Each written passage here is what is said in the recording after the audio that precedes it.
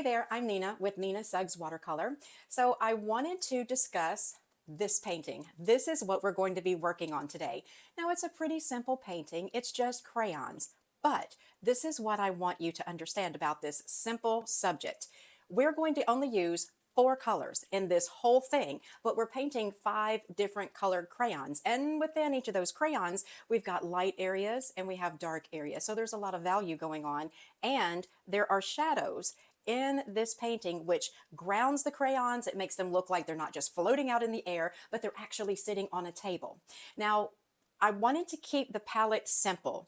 So I used the three primaries, a yellow, a red, a blue, and I added a neutral tint in it just for some darkening here and there. But primarily, we're going to use the color straight out of the tube, except for a couple. When we get ready to do the red crayon, we're going to put a teeny bit of yellow in there just to warm that red up a little bit. And when we do this teal colored crayon, believe it or not, we're going to mix yellow and blue to get this teal color.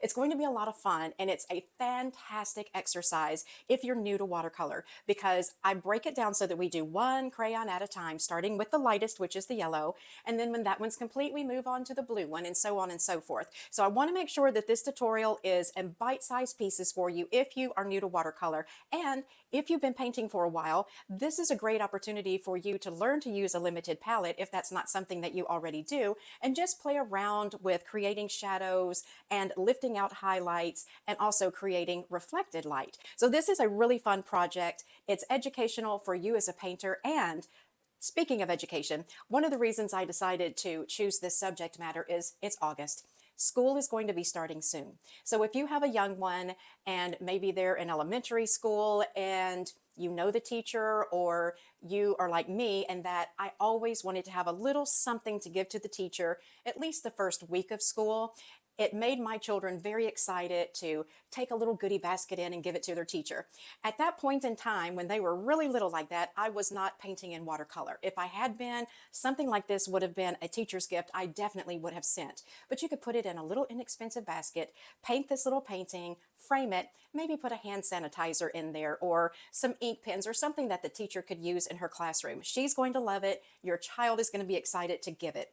Not only that, but let's say somebody is having a baby and you're invited to the baby shower. It would make a really good gift in your baby shower, whatever gift you're giving, as well as if you have a little one or know of a little one, this would be a wonderful theme for a child's room or an infant's room. So not only is it fun for you to paint, but it's fun for you to give as a gift too. So I hope that you will jump on in and let's start painting together. What do you say? Let's go.